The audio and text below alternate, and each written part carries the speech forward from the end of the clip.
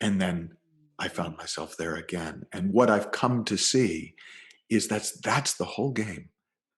The default, the way we're made, is that sense of peace. That's what it feels like to be you, without all the noise of who you're supposed to be and how you're supposed to be and what you got to get done and what you should have done. That peace is what it feels like to be alive. In mysticism, they call it the simple feeling of being, Right. or Ananda. It's the simplest thing in the world, and that's what makes it so hard. Modern parents are under immense pressure and overwhelming stress to be a perfect parent and raise a generation of highly intelligent children. Amidst worrying about raising happy children, most of us never stop to think, how do I create a life of ease and peace? What right do we have to teach our children how to live life if we don't know that ourselves? I'm Saloni Singh, a life, self-mastery and family coach. My mission is to help parents raise themselves so we raise a generation of conscious and aware children. In my podcast, you will find simple yet effective tools for life, not just from me, but my inspiring guests as well. So let's begin. Raising Parents 2.0, Create a Life You Love Living. Season 2 is all about helping you raise yourselves as parents to help you grow emotionally, mentally, spiritually, so you inspire yourself and your children as well. And today on the show, I have a very special guest. He has been a mentor, a teacher, best known as SuperCoach, and inspired me hugely in my coaching journey over the years. His name is Michael Neill. And what I love about Michael is that he can tell the truth in the most simplistic and hilarious way that nobody else can do. So, and one thing I have learned from him is that how not to take life so seriously, and I'm still learning. If you don't know about Michael Neill, you must go and watch his TEDx talks. Amazing, amazing talks. Why aren't we awesomer? And can a TEDx talk really change the world? Michael Neill is an internationally renowned author, speaker, thought leader, challenging the cultural mythology that stress and struggle are a prerequisite to creativity and success. He has many best selling books, amazing books, podcasts, and he has inspired and impacted millions of people on 6 continents around the world. So, without any delay, let's welcome Michael Neill. Welcome, Michael. Thank you. I always I always hear my bio and think, who's this? It's amazing. Okay, I have to tell you something. I'm sure you don't remember this. How I met you. So it was, I think, beginning of 2010. I used to live in London and I was doing coaching happiness with Robert Holden, my Okay. teacher. Yeah. And I think the last day Robert has invited us for a get together, everybody. And I was standing there with a friend and I'm like, this guy, he sounds exactly like Michael Neill. And then I'm just staring and saying, oh my God, doesn't he look like Michael Neill as well? And in the meantime, you turned around and you said, hey, lady, who is hallucinating me here? And I'm like, oh no, are you Michael Neill? And you're like, oh, may I have the permission to be? So it was just hilarious. The sense of humor you have is just amazing. And I love that really. So again, thank you for being here on the show, Michael. You're And welcome. I have read 4 of your books. So in the beginning of my coaching journey, I read You Can Have All You Want, Super Coach, then Inside Out Revolution, and recently I read The Space Within. It's very evident, I think, with the books as well. Like there's a huge difference what space within we are talking about. So really, first thing I want to know is this, Michael, that what has been your spiritual journey? How have you evolved over the years as a person, as a coach, father, husband, and how have you reached where you are now? Well, in some ways, the answer is in spite of myself. Like that's how, because I didn't come from a religious family. I didn't come from a spiritual family. I came from a scientific family. So the whole idea of spirituality and stuff was a little like, okay, yeah. You go play. We'll be in the real world when you're ready for us. So it was kind of a surprise to me when I would find myself moved by things, like genuinely touched by spiritual readings or teachings because I really wasn't looking for them and I really didn't want them. Now, I was so unhappy. I was so depressed. I was, for many years, suicidal. So I was looking for something. I just, I had to be pretty desperate that I found it in spirit at the time. Now, I read everything that appealed to me. Basically, I studied with anyone who was around who I was interested in. I just kind of followed my nose. I didn't have any plan or direction or loyalty. I got into the idea for a while of enlightenment. I thought that would be cool.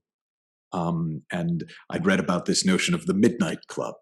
Those of us who were committed to being enlightened in this lifetime before midnight, before our deaths. And so I got into that. And I was I literally would get up at 4 a.m. to meditate.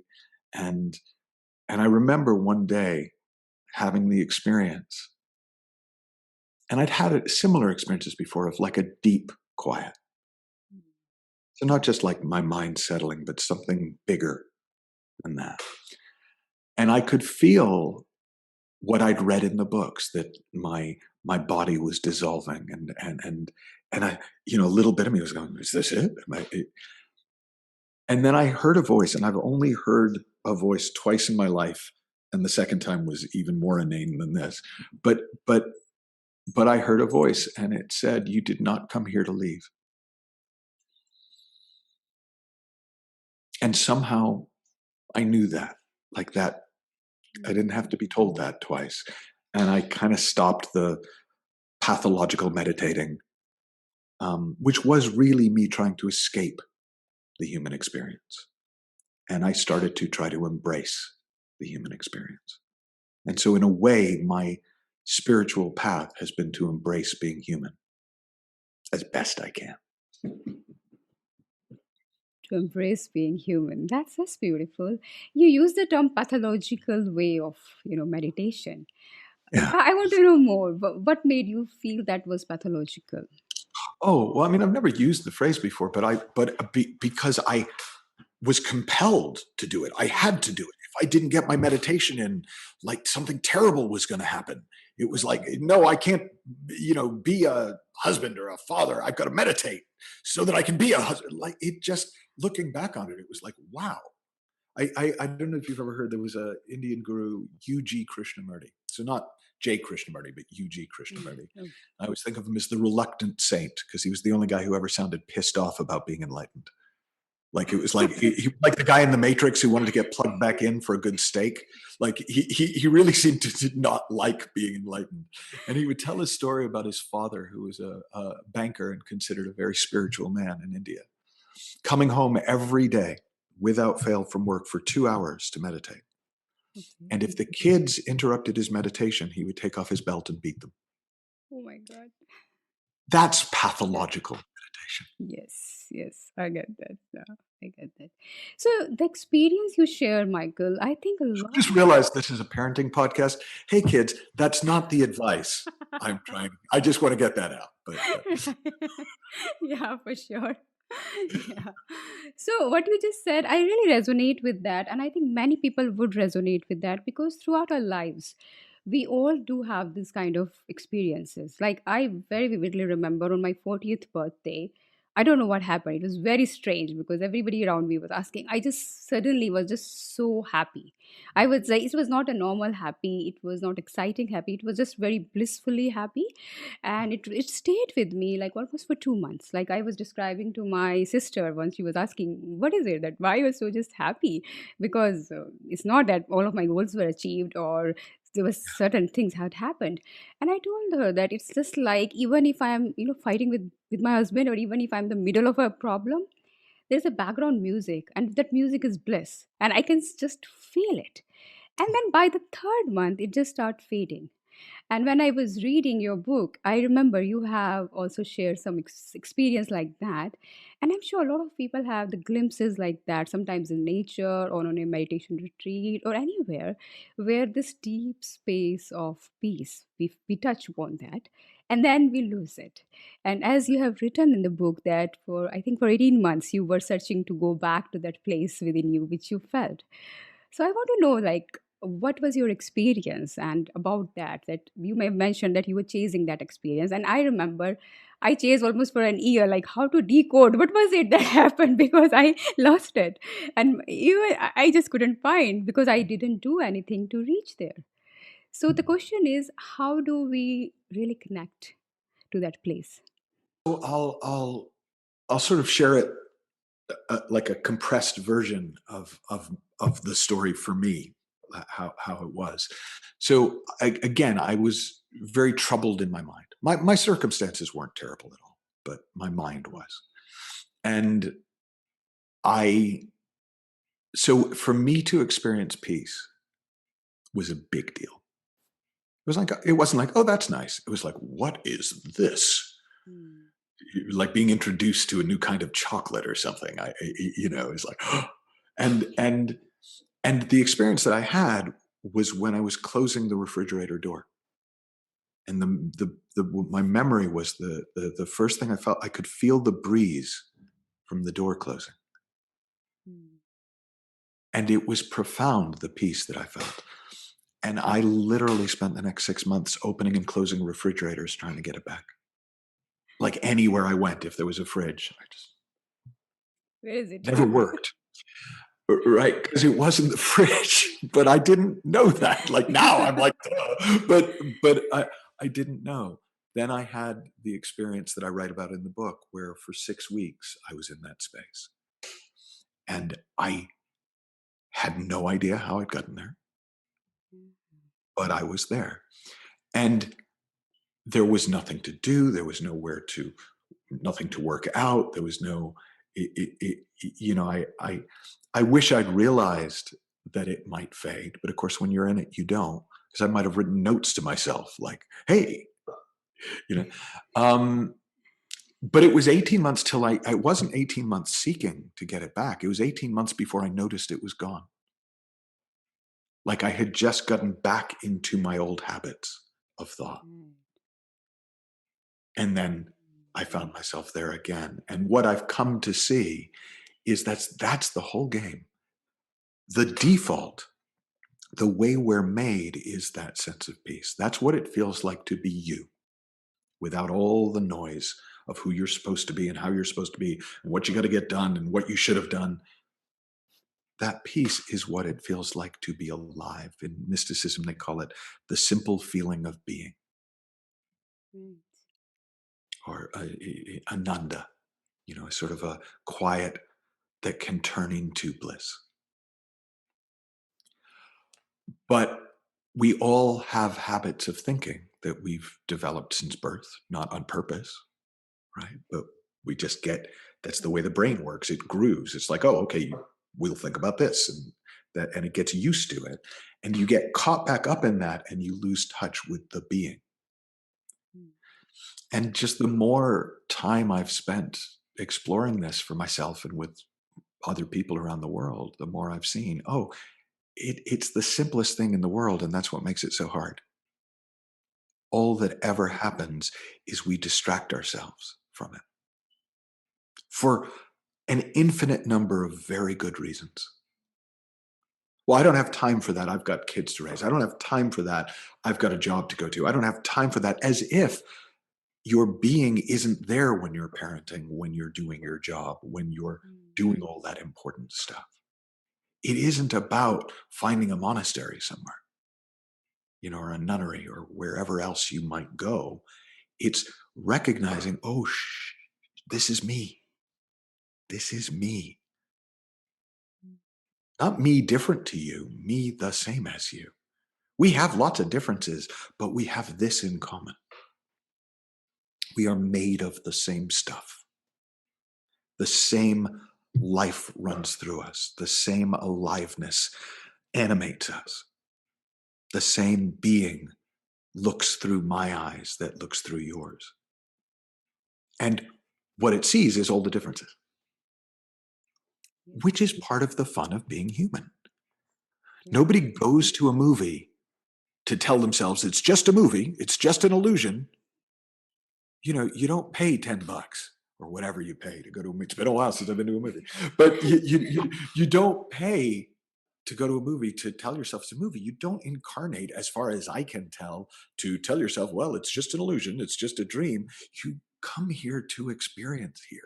But the reason that we'll pay to go to a horror movie, but we won't pay to get mugged, is because we know the movie is temporary. We know it's just an experience. It can't affect anything fundamental. And when we start to wake up to that same truth in our lives, then you can throw yourself into life and lose yourself in it without ever really losing yourself. And we just do things differently from that place. We parent differently from that place. So if somebody says, well, what do you do about this? And what do you do about that? Wrong question. Because when you are in that place in you, you'll do it the best you can. Same as me, same as anyone. But what comes to us when we're settled, when we're present to presence, when we're in our being, it's a whole other order of intelligence than what we do when we're in our habits and judgments and good, bad, right, wrongs. So I totally get it. And I think a lot of people who have experienced or who are going through this journey would understand this. But a question, a lot of my clients also ask me this question that, okay, they say that, oh, I hear you, or I hear Michael, and I hear Sadhguru and all Maharishis, and they all are saying the same thing. And maybe I've experienced this when I was in a forest, or maybe when I was on mountain, and I have definitely had that sense. But when I come back to my practical world, when I am in the middle of this pandemic and I know there are employees I need to pay and money is not coming in and I'm in the middle of this whole crisis, how do I go back to get in touch with the being you're saying, which is always there, whether you're parenting or whether you are being a leader or whatever you're doing? So how do you really get back to that connection with the being? I I think, like, I'm not sure this is a universal, but from everything I've seen, I think it begins with really knowing that that's a better way. So I used to have a lot of clients come to me with anxiety and worry. That was a sort of a specialty I had for a while. And I would often ask them at the beginning of our time together, if I could wave a magic wand and make it so you could never worry again, would you want me to wave the magic wand? And nobody said yes. They all wanted me to lessen it. They all wanted a little bit more control over it. But there was this universal idea that no, worry's good for me. A little bit of worry is good for me. I just don't want so much of it. Hmm. Well, that's a little bit like saying stabbing yourself in the leg with a fork. I just want to do it less. I don't want to stop. It's like, it doesn't actually help. It doesn't keep us safe. It doesn't motivate us. Well, it's the same with this quiet. If I really think I'm going to do better sorting out my business that's going bankrupt, sorting out my family that's falling apart after I shoot myself in the foot, no amount of technique is going to get me to stop shooting myself in the foot. But if I really see, hey, I'm going to do better when I can show up as the wholeness of me, all my limbs, however many I got, right? All my spirit, however much is coming through me right now, then it's actually not that hard to experience more of it. But as long as I think the stress and the tension and the pressure are an important thing to keep me focused and get me, then it doesn't matter. I could give you the best technique in the world. I could give you a magic pill and you wouldn't take it. You'd forget to take it. Because at some level, you thought it was important that you felt stressed about it. You thought it was helpful. Now, I'm going to say what I say to everyone, which is, no, it's not. But you kind of have to look for yourself. Do you really do better stressed than at peace? And I've That, yet to spend time with anyone for whom the answer winds up being yes, even if it is when they start. that perfectly makes sense. And I think most of people would agree with that. But then the question that comes to my mind is this, and a lot of people then feel that but we are so used to, again, the conditioning, the thinking, Yeah. and it's like you're literally stuck with your own belief system.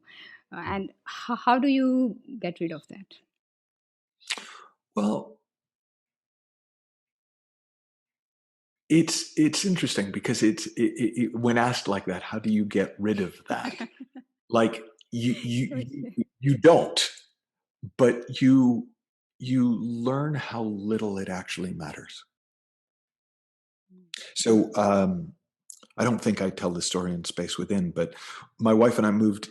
We had the whole family actually. We moved into a house, and it was in the woods, and we thought, oh, this is going to be our retreat, and we really loved it.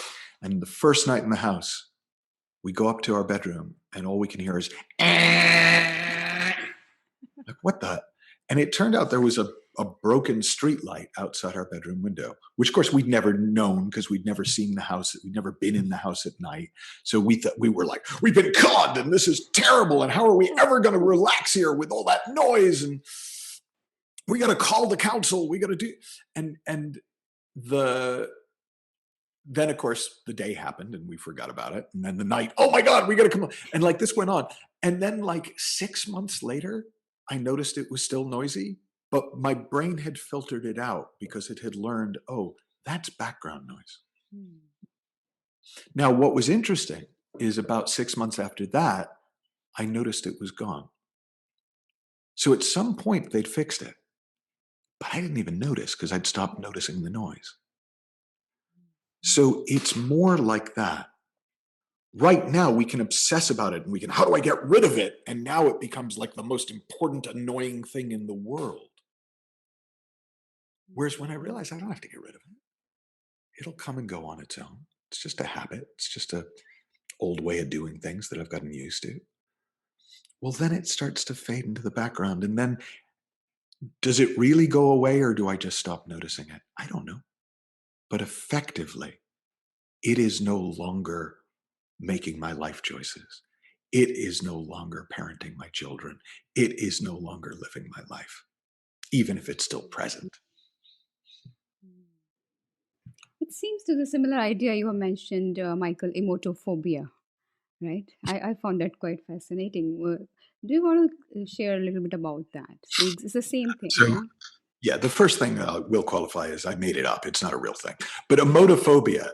So I used to do a lot of phobia cures in my work.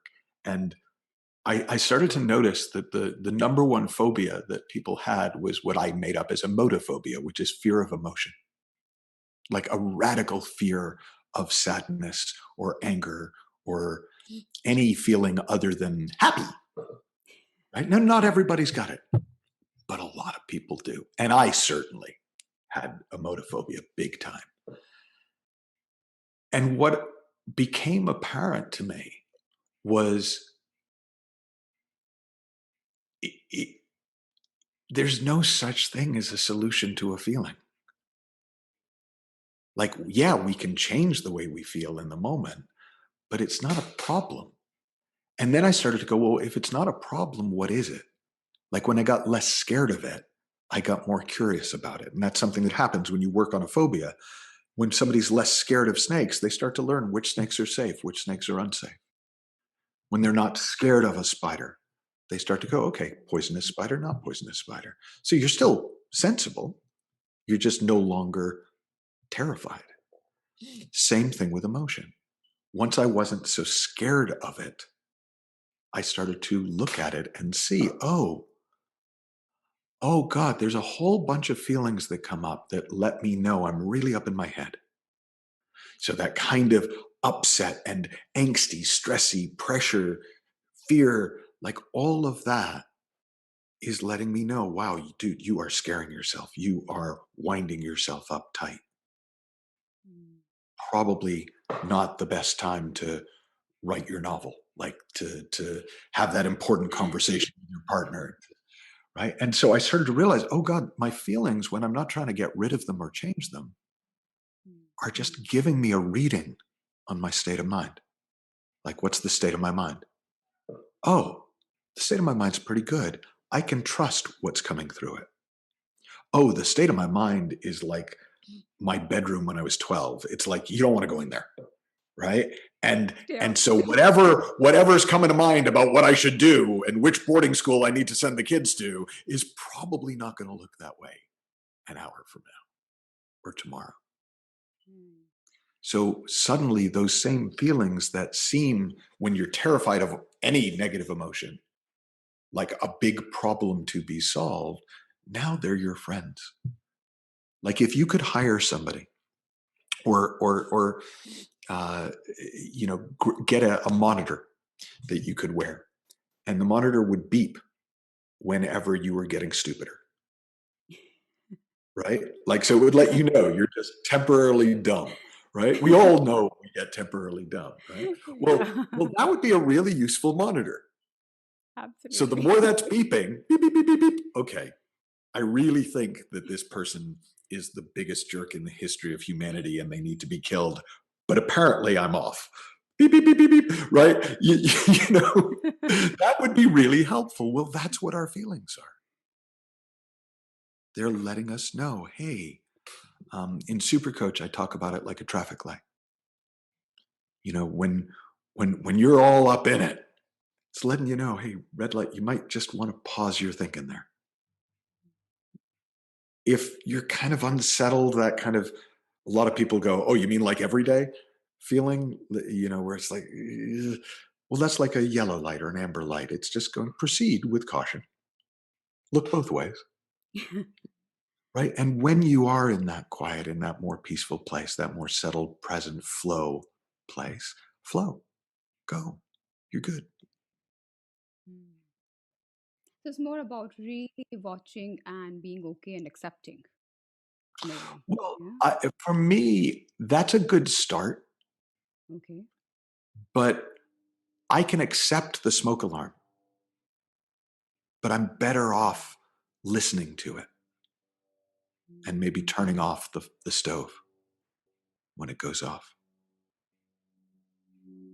Like, so smoke alarm's not a bad analogy. Most people, if they have the beep goes, it's like, oh, that freaking beep.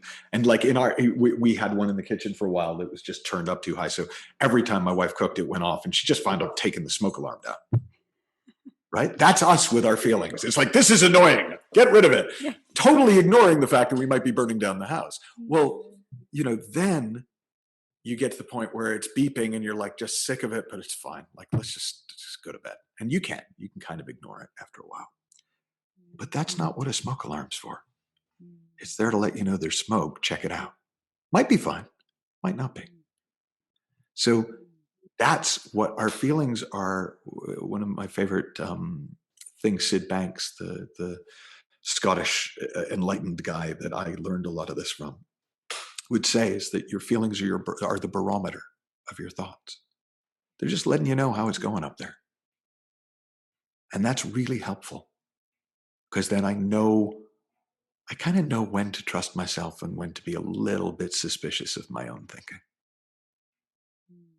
And that proves very helpful when I teach this in businesses. I talk about it in different ways, but one of the things I'll inevitably say is, look, this is going to help you with two things. It's going to help you be at your best more of the time. And it's going to help you do less damage when you're off your game. And every business I have ever worked with has come back and said, learning to do less damage when they're off was worth far more to the bottom line than just being at their best more of the time. And I would say the same thing's true in parenting, right? It's great when you can be at your best with your kids. They love it. You love it. It's all good. But doing less damage when you're not at your best, that's why my kids still like me in their 20s. And I still love them. What about the deep seated emotions, Michael? Like I see in parenting that plays a huge role. Like people feeling like since childhood, maybe just that feeling of being unloved. It might be because of any reason, any experiences they had in their childhood, or feeling unlovable or not good enough because maybe their dad was never happy with the way they performed.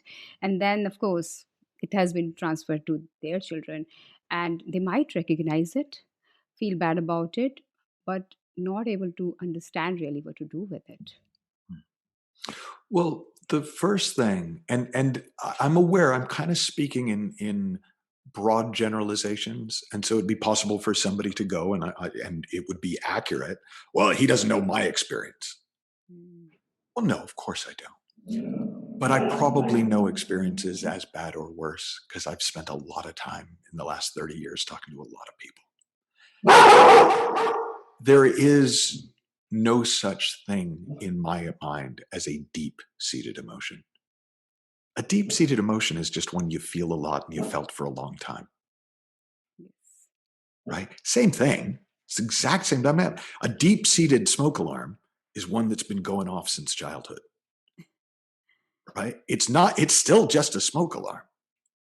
Mm. So this idea that I feel unloved, well, no, you can think some really unloving thoughts about yourself and others, but that's not really a feeling. Like there is a feeling that's letting you know, wow, whatever I'm creating in my mind right now is not nice. Right. But we had learned to attribute our feelings to the world.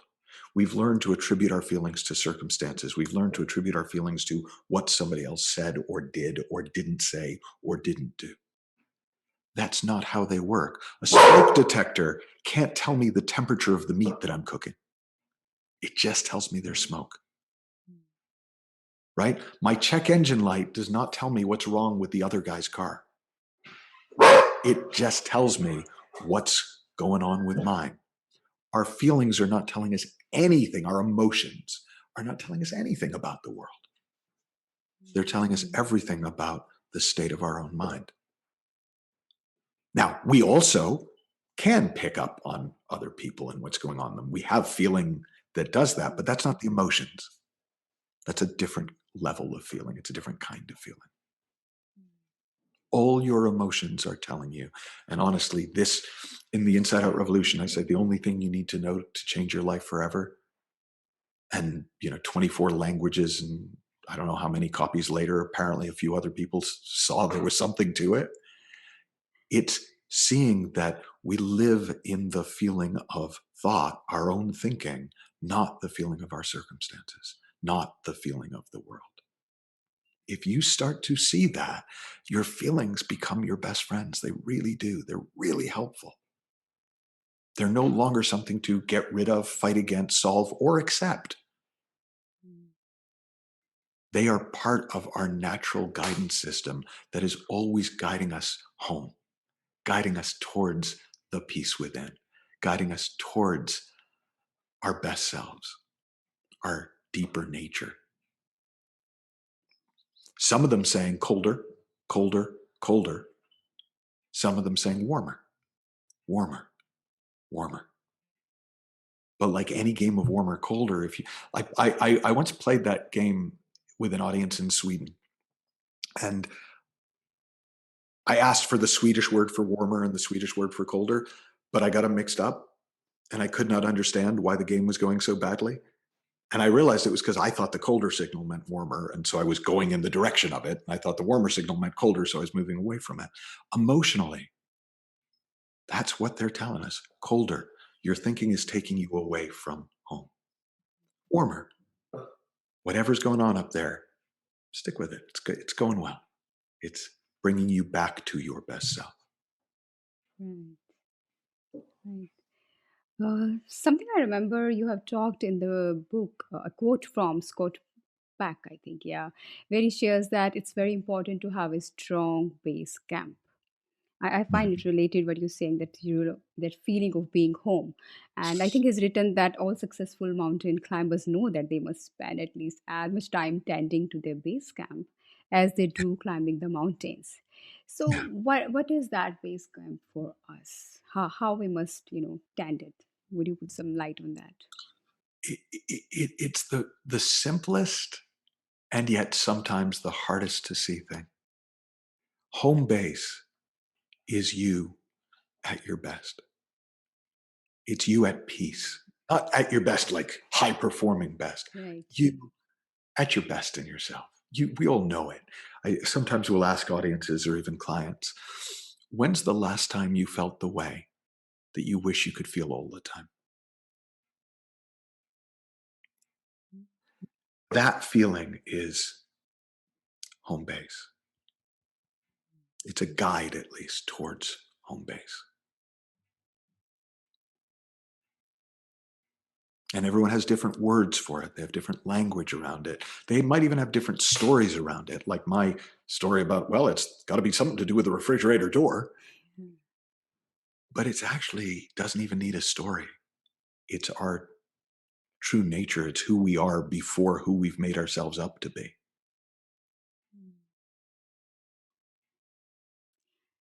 So I think you're right when you said, because it's so simple, it's hard to believe, really. I'm working on a new book right now called "It's That Simple." It is that simple. But again, this is a question I hear, and even it comes to me a lot of times, of course, that, okay, I get that. I get that it is there. How, and we keep on losing it, keep on losing it. And what is it that we just keep coming back to it? What would you, because we know we love how to's as human beings. So, what would you say about it? Like, what is the way? What is the way to keep coming back to that? The the most reliable thing, I'm going to say it the way it's coming to mind, and then I might tell you I was lying. But the most reliable way that I know to come back to it is to realize that you can't leave. You can think you've left, but you've never left. Wow. And we've all had that experience, maybe sitting somewhere and we've gone a million miles away in our heads. And then we kind of come back to ourselves and we're still right where we always were. Say everything's the same, but we've just been on a journey. Might have been a nice journey, might have been an awful journey. It's always that. We are always already home. But it's the most simplest, normal thing in the world to think our way away. But the second it settles, we settle. And we realize, oh, I was really away. Like these things, these physical body things, they're always here while we've got them.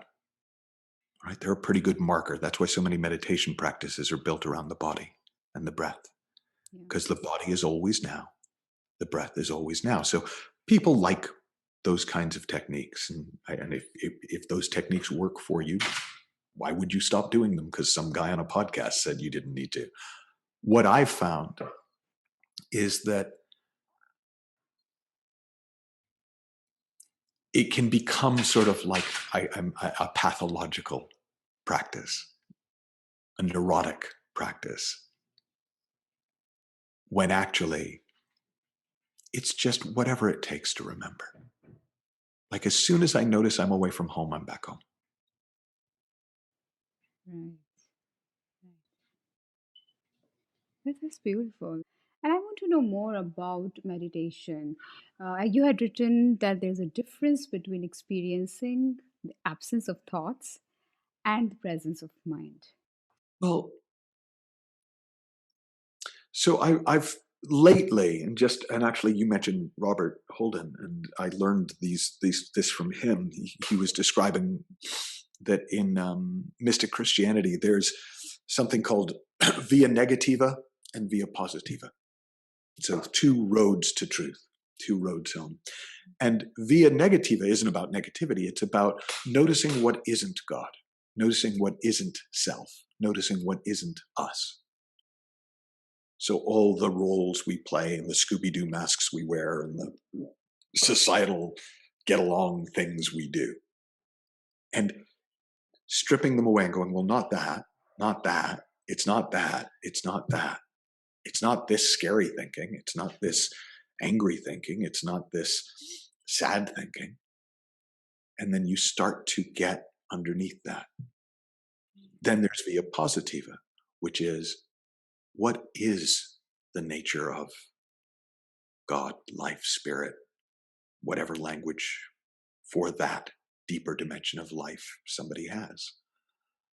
And So I tend to talk about it in terms of the absence of thought, the presence of mind. So for a lot of people, meditation is almost like self-hypnosis. It quiets the noise. And it's lovely because it's nice to not be at this low-grade stress thing that a lot of us carry around habitually. But the presence of mind, the presence of presence, the presence of aliveness, that takes us places. So we can get there via negativa. We can get there by getting rid of everything that's not it. And we can get there via positiva. We can get there by really attending to that in ourselves, attending to home base. All roads lead to home. And sometimes it's easier to clear away the debris and reveal what's always been underneath. And sometimes it's easier to go right to it. But neither's better. Like it doesn't, I always think of it in terms of like, I used to fly a lot before the pandemic. And one thing that I always noticed is it didn't matter whether I got into the airport 2 hours early and there was nobody, or I got to the airport late and was in a crowd. Once I was on the airplane, it really didn't matter how I got there. To me, the state of meditation is that. Like if you get there through a practice, great. If you get there without a practice, great. Once you're in the state, once you're in the space, it doesn't matter how you got there. Beautiful. Lovely. There's another thing I want to talk about is forgiveness because this is the most beautiful thing I read in the book was where you have explained that forgiveness is not just letting go of the judgment, but to hold that person and even ourselves in the same space of love as before. That horrible, unforgivable thing ever happened. And I really thought, because I'm not a person, I don't hold many grudges, but there have been a couple of instances where maybe a friend said something horrible. And I noticed that every time I would meet that friend, even if I thought, oh, I've forgiven, that was a very small thing. But the first thing that comes to my mind is when I meet that person is, oh yeah, they said this horrible thing. So when I read this, I was like, is it even possible? Because it's like a memory. So even if I have not that strong emotion attached to that memory, is it possible, really possible, when somebody does something which has hurt us in that moment, whatever it could be, whether it was a mean thing or not, whether it was our perception, to go back to the same space of love we were holding for that person? I'm Yeah, really it, curious. it, it, Yeah. it, it absolutely is. That's the first answer. Hmm. And in fact, I can pretty much guarantee you already have experienced it many times if you've got kids. Oh yes. So I was about to say for family, I don't know. Yeah, it just happens. Yeah. Right. So we know it's possible. But Yeah. somehow in our little brains, or big brain, if you got a big brain, but like somehow in our brains, we think, yeah, but that's family. Hmm. Okay. Why would that be different unless you go, well, I've got to forgive them. Hmm. Well, actually, you don't. And there are people who don't, right? There's plenty of families where there's no forgiveness or very limited forgiveness for the time being. But if you know that, like, we've all got somebody in our life who could pretty much murder our grandmother and we'd still forgive them. Like, for whatever reason, they just get a free pass. It's just seeing that you're not serving anyone. You're not creating a safer world for yourself by not granting that to everyone, and especially yourself. We think if I forgive, it will happen again. That's just not true. If you don't understand how things work, it might happen again. If you don't really know what happened, it might happen again. I can totally forgive a tiger without getting into its cage because I kind of understand a little bit about tigers, right? So I can completely forgive you and not let you be around my children. I can completely forgive you. And because all that means is I am no longer carrying judgy thoughts that hurt me in some weird attempt to punish you or keep me safe from you. That's not what, that doesn't do anything to you. I've always loved, and I think it comes from the 12 steps, but there's a great expression that um, holding a grudge is like drinking poison and expecting the other person to die. It doesn't work that way. If it did, there'd be an argument for not forgiving. So kind of like when we were talking earlier with worry and well, in order to stop worrying, you have to start by really getting it's not helping you. In order to find your way home, you have to really get that you do better without the stress and the pressure. Well, in order to forgive, you have to really see that holding a grudge does nothing for you. It does nothing for the well-being of the planet. Then it's a real question. Okay, given that there is nothing about this that I want, how do I do it? Then there are things that probably can help, right? Then if you read practices, they might be helpful to you in a way that they haven't been. Then you start to see, and this is what did it for me, where it really changed, was I started to see what Sid Banks calls psychological innocence. That people really are doing the best they can given the thinking they have that looks real to them. So if I really think you are causing my unhappiness, well, I'm going to be really funny with you, right? If I think you have my well-being in your hands, I'm either going to be the biggest suck up, and probably then the other half of the time, I'm going to be flipping you off and giving you the finger and saying things about you behind your back. Of course I am. Who wouldn't? And what I find is when I see that, and the same is true of me, I've done a lot of stupid things in my life, but every one of them at the time made sense until it didn't. Then there's nothing to forgive because it's like, well, I couldn't do anything else at the time. I can now.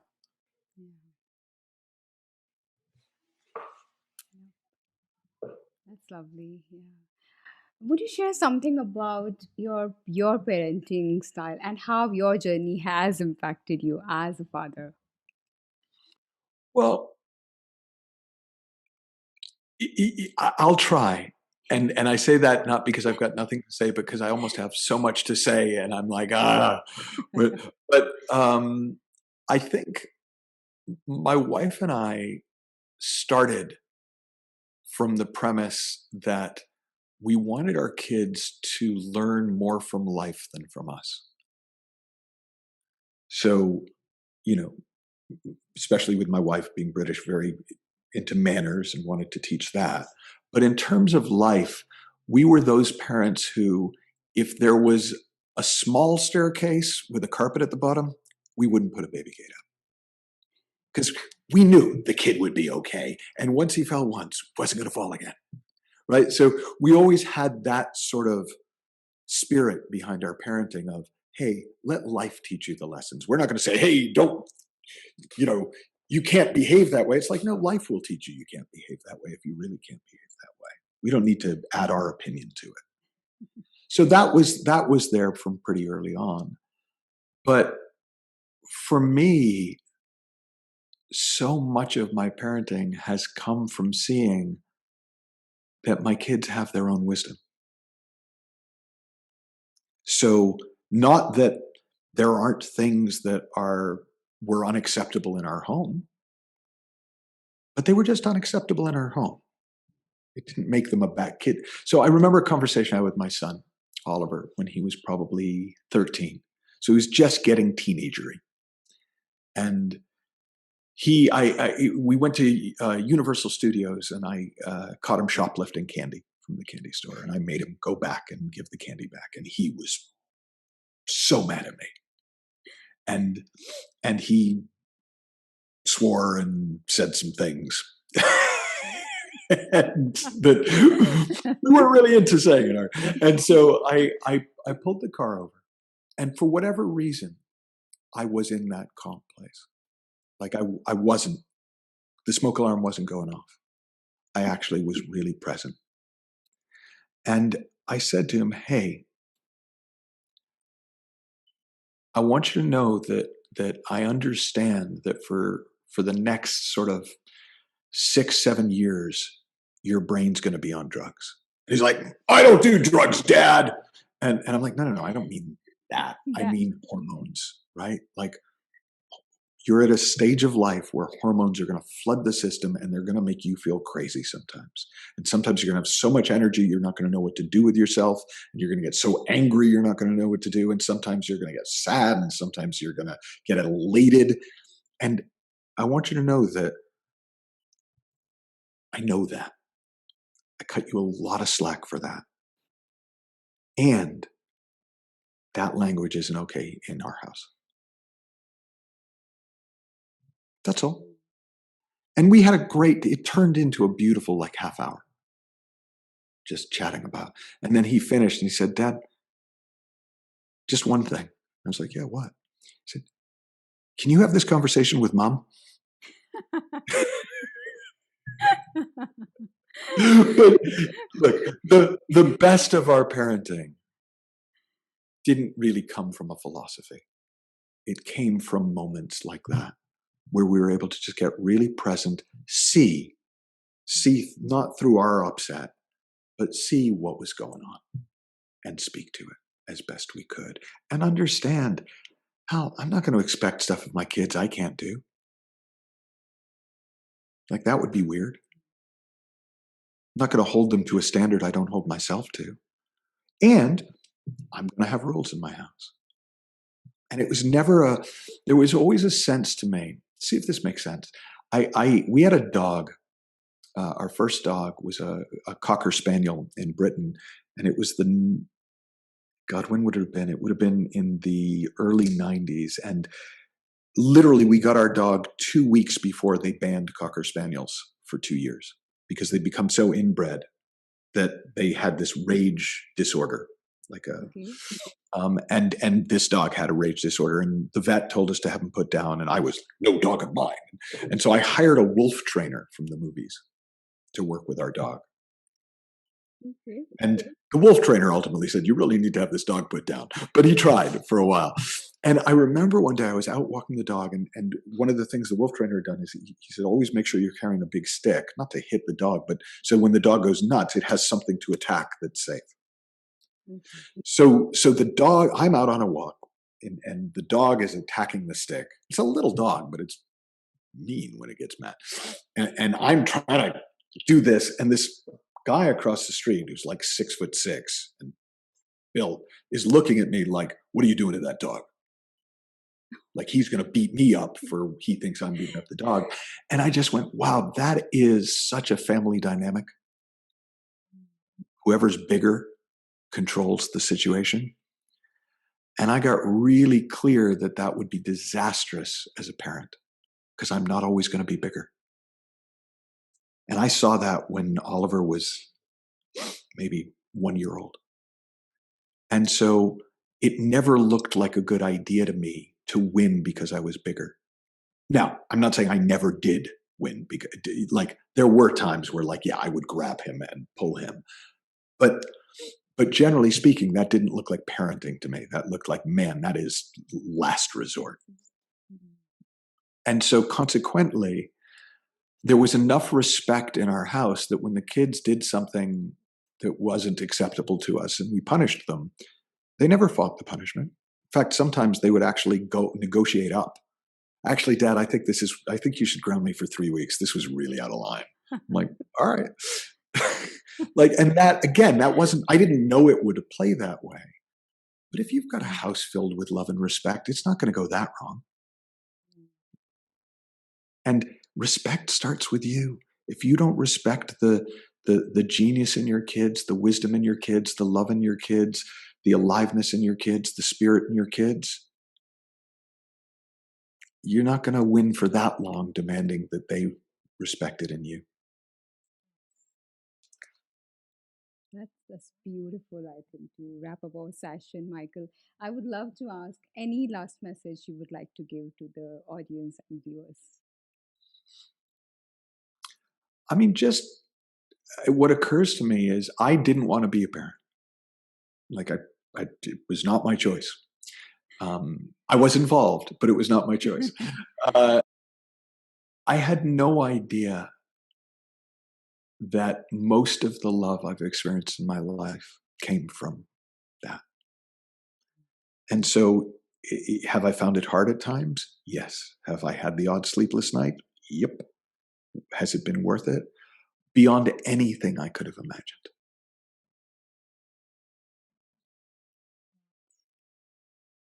That's beautiful. Thank you so much for joining us, Michael. I really appreciate you taking time for us. Thank you and namaste. Thank Wow, you. that was Michael Neill. And what a soulful conversation. I hope you enjoyed the conversation as much as I did. I would highly encourage you to buy Michael's book, The Space Within.